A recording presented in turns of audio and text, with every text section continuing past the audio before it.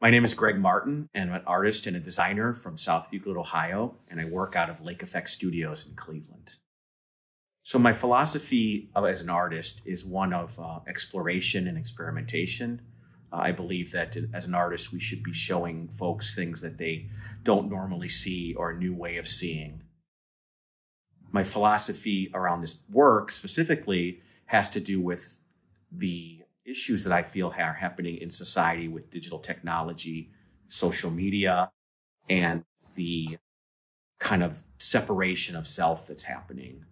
How we're kind of seeing through filters and seeing through kind of a curated self. And because of that, we have this illusion of knowing people, an illusion of closeness that's not really there. My work kind of explores that in a very analog way, using a very old technology, using photography from 175 years ago. So using a very hand-intensive process to kind of speak to the illusion that of digital, how digital is kind of destroying the real. The output of it is a physical object. It's glass or metal.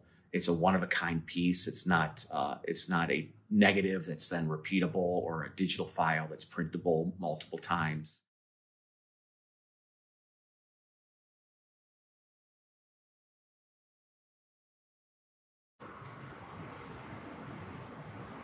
The process of wet plate collodion photography involves coating a glass or a metal plate with a mixture of collodion. And collodion itself is gun cotton dissolved in ether and alcohol. So I coat the plate, let it gel up slightly, and I put it into a bath of silver nitrate. Once it hits the silver bath, it becomes light sensitive. So that part has to be done in a safe light dark room. So it sensitizes in the silver for about 3 minutes.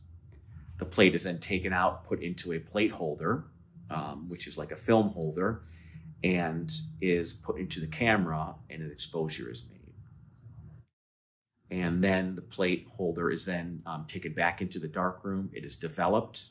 The developer's rinsed off, and then it can be brought out into regular light, where it's fixed, rinsed, dried, and then varnished.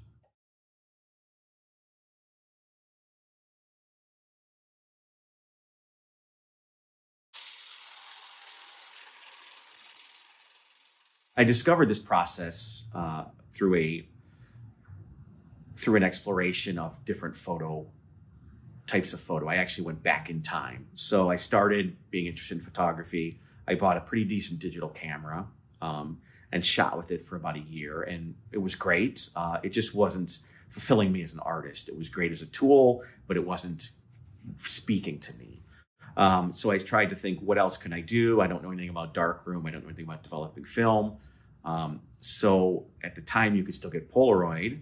So I bought some Polaroid equipment on eBay and was shooting 8x10 Polaroids because I thought, okay, well, I can get a decent size print. I don't have to process it. Great. They stopped making Polaroid film. And I just kept going backwards in time and looking at processes. And I learned about this process. And at the time, very few people were doing it. I found the gentleman who's now a mentor of mine who lives in upstate New York. His name's John Coffer, who teaches this process. And I took a workshop with him and I was hooked ever since. So it really, learning this process came from a discovery of moving backwards through photography, back from sort of the 1990s digital all the way back to the 1850s to this process.